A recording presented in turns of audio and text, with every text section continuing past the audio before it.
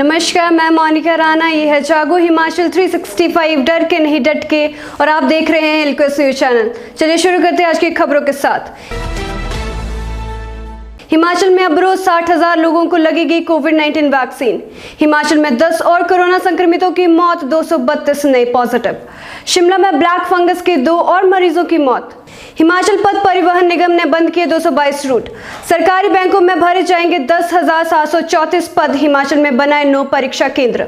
90% तक पहुंची ऑक्यूपेंसी, 8,000 से अधिक वाहनों ने किया प्रवेश। हिमाचल में मंदिर खोलने की तैयारी, मुख्यमंत्री के संकेत। शादियों में भीड़ पर पाबंदी रहेगी कायम। एनएचपीसी की टीम ने जांचा पार्वती जल विद्युत परियोजना चरण 2 का काम। आज बारिश तूफान के आसार, मौसम विभाग ने जारी किया अलर्ट। 12वीं कक्षा के परिणाम में अंग्रेजी और फर्स्ट सेकंड टर्म परीक्षा के अंक जुड़ेंगे। अब समाचार विस्तार से। हिमाचल में अब रोज 60,000 लोगों को लगेगी कोविड-19 वैक्सीन। प्रदेश सरकार ने हिमाचल में प्रतिदिन 60,000 लोगों को वैक्सीन लगाने का लक्ष्य रखा है। केंद्र सरकार हिमाचल को फ्री वैक्सीन उपलब्ध करा रही है।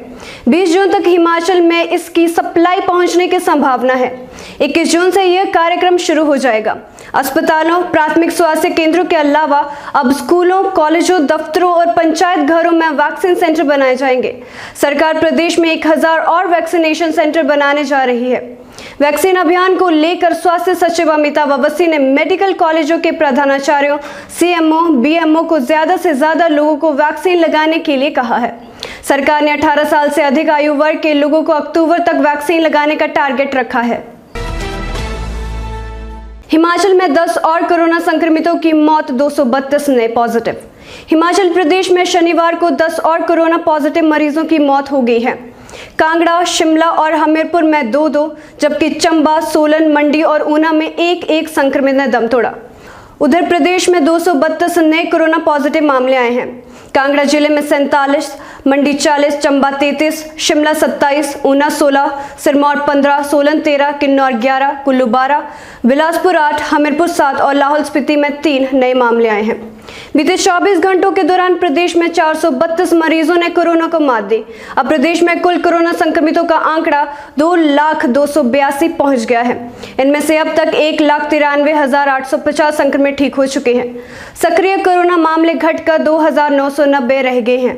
प्रदेश में अब तक 3,423 संक्रमितों की मौत हुई है। बीते 24 घंटों के दौरान कोरोना की जांच के लिए 20,003 लोगों के सैंपल लिए गए। प्रदेश के सभी जिलों में सक्रिय मामले 1,000 से नीचे आ गए हैं।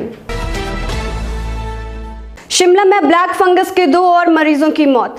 इंदिरा गांधी मेडिकल कॉलेज एवं अस्पताल IGMC में ब्लैक फंगस से पीड़ित 2 मरीजों ने शुक्रवार देर रात दम तोड़ दिया।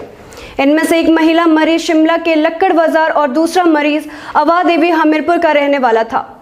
IGMC के वरिष्ठ चिकित्सा अधीक्षक डॉक्टर जनक राज ने बताया कि दोनों मरीज 28 मई को दाखिल हुए थे। प्रदेश में अब तक 9 लोगों की मौत हो चुकी है। इनमें 6 IGMC शिमला और 3 की टांडा मेडिकल कॉलेज में जान गई है। शिमला के लक्कड़ बाजार के रहने वाली 62 वर्षीय महिला का अस्पताल में दाखिल होने के बाद डॉक्टरों ने एहतियातन कोरोना टेस्ट करवाया था। टेस्ट रिपोर्ट पॉजिटिव आई थी। हमीरपुर के रहने वाले 72 साल के मरीज कोरोना से ठीक हो गए थे। डॉक्टरों ने दोनों मरीजों की 2 बार से अधिक सर्जरी कर दी थी, लेकिन दोनों मरीजों की देर रात मौत हो गई। IGMC में अब तक इस बीमारी से 11 पीड़ित मरीज इलाज के लिए आ चुके हैं। इनमें से 2 मरीज ठीक हो गए हैं और 3 अभी दाखिल हैं। हिमाचल पथ परिवहन निगम ने बंद किए 222 रूट। हिमाचल पथ परिवहन निगम ने शनिवार को 222 रूटों पर बस सेवा बंद की है। सवारियां न मिलने के कारण यह फैसला लिया गया है। इसमें लोकल 195 और 27 लॉन्ग रूट शामिल हैं। रविवार को भी परिवहन निगम कम रूटों पर बसें भेजेगा। बीते शुक्रवार की बात करें तो निगम ने 1639 रूटों पर बसें चलाई थी। शनिवार को 1417 रूट पर सेवाएं दी गई। परिवहन निगम का मानना है कि शनिवार और रविवार में बाजार बंद रहते हैं। ऐसे में ज्यादातर लोग घरों में रहते हैं, इस कारण सवारियां नहीं मिलती हैं। हालांकि परिवहन निगम ने दावा किया है कि शनिवार को बसों में 40% ऑक्यूपेंसी रही है। परिवहन निगम इस समय 1000 के करीब बसें रूटों पर चला रहा है। सरकारी बैंकों में भरे जाएंगे 10,734 पद। हिमाचल में बनाए 9 परीक्षा केंद्र। देश में 43 सरकारी बैंकों में 10,000 से ज्यादा पदों पर भर्ती प्रक्रिया शुरू हो गई है। अभ्यर्थी को इसके लिए ऑनलाइन आवेदन करना होगा। Institute of banking personnel selection की आरबीआई भर्ती परीक्षा के जरिए ये पद भरे जाएंगे। आईबीपीएस ने इस बैंक वैकेंसी की नोटिफिकेशन जारी कर दी है। इसके लिए आवेदन भी शुरू हो चुके हैं। देश के विभिन्न राज्यों और केंद्र शासित प्रदेशों में स्थित रीजनल रूरल बैंकों में ऑफिस असिस्टेंट और ऑफिसर के पदों पर यह भर्तियां की जाएंगी। हिमाचल के अभ्यर्थियों के लिए परीक्षा केंद्र बद्दी, हमीरपुर, सोलन, बिलासपुर, मंडी, कांगड़ा, कुल्लू, शिमला और ऊना बनाए गए हैं। जनरल, ओबीसी और ईडब्ल्यूएस के लिए एप्लीकेशन फीस 850 रुपए है। एससी, एसटी और दिव्यांग के लिए 175 रुपए है। 90% तक पहुंचेगी ऑक्यूपेंसी, 8000 से अधिक वाहनों ने किया प्रवेश। हिमाचल प्रदेश की राजधानी शिमला के होटलों में वीकेंड पर सैलानियों का सैलाब उमड़ आया है। शहर के होटलों में शनिवार को ऑक्यूपेंसी 70 से 90% तक पहुंच गई है। कुछ होटल 100% पैक हो गए हैं। अगले हफ्ते के वीकेंड के लिए अभी से कुछ होटलों में 50% तक बुकिंग हो चुकी है। शनिवार को शहर के सबसे बड़ी लिफ्ट कार पार्किंग दोपहर 2:30 बजे पैक हो गई, जिसके बाद संचालकों को एंट्री पॉइंट चेन लगाकर बंद करना पड़ा। शनिवार को रिज मैदान और माल रोड पर सैलानियों की खूब चहल पहल रही। शिमला के अलावा सैलानियों ने मशोबरा, नालदेहरा, कुफरी और नारकंडा का भी रुख किया। हिमाचल में मंदिर खोलने की तैयारी, मुख्यमंत्री के संकेत। शादियों में भीड़ पर पाबंदी रहेगी कायम। प्रदेश में आने वाले दिनों में मंदिरों को खोला जा सकता है, ऐसे संकेत मुख्यमंत्री जयराम ठाकुर ने दिए हैं। सीएम जयराम ठाकुर ने कहा कि अगली कैबिनेट बैठक में इस पर फैसला लिया जा सकता है, इस पर चर्चा की जाएगी।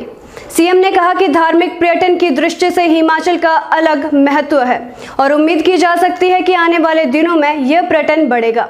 सीएम जयराम ठाकुर ने पत्रकारों से अनौपचारिक बातचीत में कहा कि पिछले कुछ दिनों से कोरोना के मामलों में लगातार गिरावट देखी जा रही है। इसको ध्यान में रखते हुए आने वाले समय में मंदिर खोलने पर विचार किया जा सकता है। शादियों में छूट को लेकर पूछे सवाल के जवाब में सीएम ने कहा कि शादियों पर कोई मनाही नहीं, लेकिन अभी सोशल गैदरिंग बढ़ाने की इजाजत देना उचित नहीं है। सीएम की बात से ये तो साफ है कि अभी कुछ समय तक शादियों में किसी तरह की छूट नहीं मिल पाएगी। सीएम ने कहा कि स्कूलों को खोलने पर अगली कैबिनेट बैठक में ही चर्चा की जाएगी और परिस्थितियों को ध्यान में रखकर ही कोई ना कोई फैसला होगा। सीएम ने कहा कि लोगों को लंबे समय तक घर में ही रोके रखना सही नहीं है, इसलिए धीरे धीरे चीजों को खोला जाएगा, लेकिन लोगों को भी पूरी तरह से एसओपी का पालन करना होगा।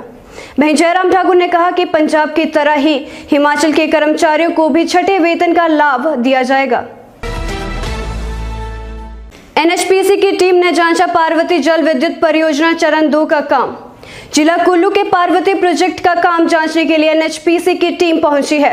शनिवार को निगम के परियोजना निदेशक विद्युत वसु ने पार्वती 2 की प्रगति को जांचा और परियोजना साइट का निरीक्षण किया।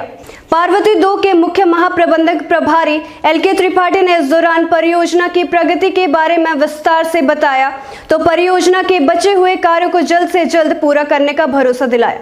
परियोजना निदेशक ने टीबीएम तथा पंचानाला व हुरला साइट पर पूजा अर्चना की। इस दौरान सभी ने कोविड-19 के लिए जारी दिशा निर्देशों का पालन करते हुए भाग लिया। आज बारिश तूफान के आसार, मौसम विभाग ने जारी किया अलर्ट। हिमाचल प्रदेश मैदानी इलाकों सहित शिमला, कुल्लू, मंडी, सोलन, चंबा, डलहौजी में रविवार को भारी बारिश होगी। मौसम विभाग द्वारा राज्य के उक्त क्षेत्रों में 1-2 स्थानों पर भारी बारिश होने के साथ तूफान चलने का अलर्ट जारी किया गया है। प्रदेश में 21 जून को भी मौसम खराब बना रहेगा। राज्य में 22 से 24 जून तक मौसम साफ बना रहेगा, जबकि 25 जून को फिर से राज्य में बारिश होने की संभावना जताई जा रही है। 12वीं कक्षा के परिणाम में अंग्रेजी और फर्स्ट सेकेंड टर्म परीक्षा के अंक जुड़ेंगे। 12वीं कक्षा का परीक्षा परिणाम तय करने के लिए हिमाचल प्रदेश स्कूल शिक्षा बोर्ड ने अपना फॉर्मूला तैयार कर लिया है। 5 बिंदुओं पर आधारित सीबीएसई के फॉर्मूले में बोर्ड ने 3 नए बिंदु शामिल किए हैं। अप्रैल में हुई अंग्रेजी विषय की परीक्षा सहित फर्स्ट और सेकेंड टर्म की परीक्षाओं के अंक भी वार्षिक परीक्षा में शामिल किए जाएंगे। अगले सप्ताह इस बाबत अधिसूचना जारी की जाएगी। पहले 10वीं कक्षा का परिणाम जारी किया जाएगा, इसके बाद 12वीं कक्षा का परिणाम निकाला जाएगा। फिलहाल के लिए बस इतना ही। मैं मोनिका राणा आपसे विदा लेती हूँ। देखते रहिए हिलक्वेस्ट न्यूज़ चैनल। धन्यवाद।